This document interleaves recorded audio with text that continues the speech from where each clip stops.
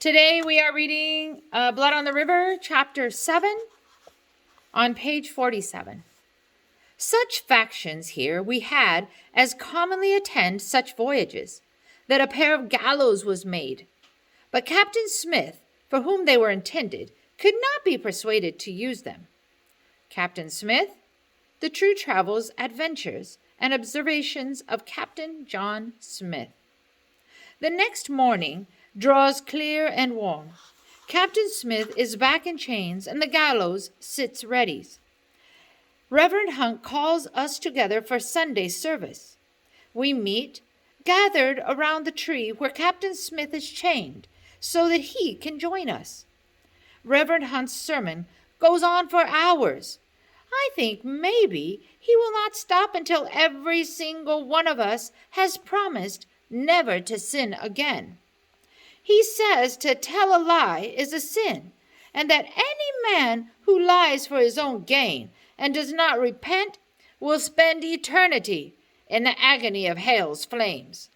He looks right at Master Wingfield and Captain Ratcliffe, delivering his sermon with passion. I see Master Wingfield squirm. Captain Ratcliffe sets his jaw and stares straight ahead.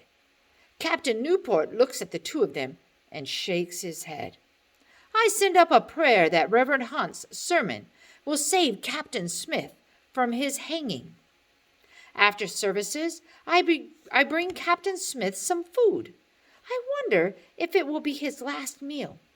Yet he is calm. I've been a prisoner before, and I escaped before, he says. When I was a soldier fighting the Turks of the Ottoman Empire, I was captured and made a slave. They shaved my head, put an iron ring around my neck, and brought me to auction to be sold like a beast. James and Richard are nearby, and they come closer to listen. The other slaves told me it was useless to try to escape. Impossible, they said. But one day we were working in the fields.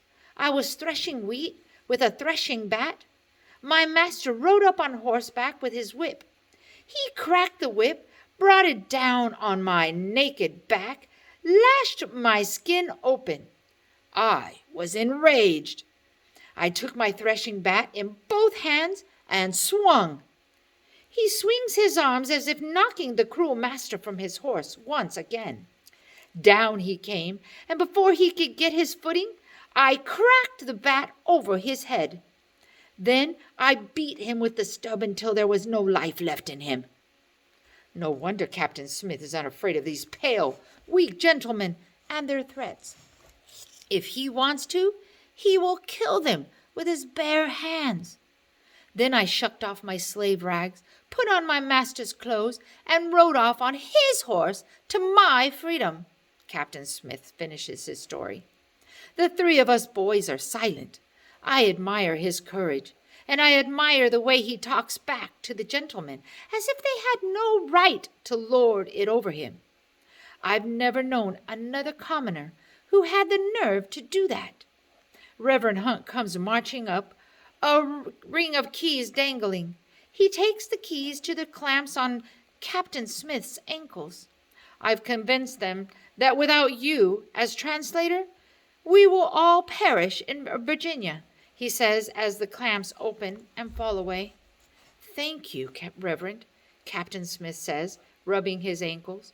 I owe you a favor. Reverend Hunt gives him a stern look. This is the favor I want, then. I want you to at least act as though you have the proper respect for the gentlemen. If you insult them and anger them again, they may choose their pride over their survival in the New World. Captain Smith nods, and I wonder if he really does plan to be polite to the exalted gentleman from here on in. He is at least as stubborn as I am, so I know it will be hard for him to change. That afternoon, the sound of chopping wood rings out over the rumbling of the waves. The gallows is cut up and thrown on the fire, where it nicely roasts our fish for supper. After 6 days on Nevis, I am fatter. The birds are so tame, we pluck them out of the bushes with our hands. The sea is teeming with fish, and the trees are full of fruit. The only natives on the island are afraid of us, and they stay well hidden. I am also cleaner. I have gone twice to the hot pools in the forest to bathe. But now Captain Newport says it is time to leave. We pack up the tents and cook pots. Barrels we have filled with fresh water. Meat and fish we have dried for the rest of our voyage. And crates full of pineapples, mangoes, plantains, coconuts, and wild bird eggs. We sail past the Spanish island of Vieques and Puerto Rico. We stop on the island of Mona just long enough to get fresh water and for a group of gentlemen to go hunting. They leave in the morning, taking a few soldiers with them for protection from the natives. They dress as if they are going pheasant hunting on a cool English morning in silk doublets, velvet breeches, stockings, shoes, and felt hats with their powder flasks hanging on their sides. The group returns in the evening, exhausted and faint, carrying what the expedition has killed: 2 boars, several iguanas, and the gentleman Edward Brooks. They say Brooks' fat melted inside his body in the extreme heat. Captain Smith has a few words to say about gentlemen who are too ignorant to know they should carry enough water on a 6-mile hike in the tropics, and too ignorant to take off their extra clothing when they get hot. But this time he is wise enough not to utter these words where any of the gentlemen can hear him. I did not know Edward Brooks well. He was a passenger on one of the other ships. Still, it is strange to see his pale, waxy skin and his limbs stiff with death. They dig a shallow grave for Master Brooks, and we sail away, leaving him there on Mona. I have dreams that night that the cannibals find his body, dig him up, and eat him. I awake in a cold sweat. I try to calm down, reminding myself that this could not possibly happen. No one digs up a grave for food.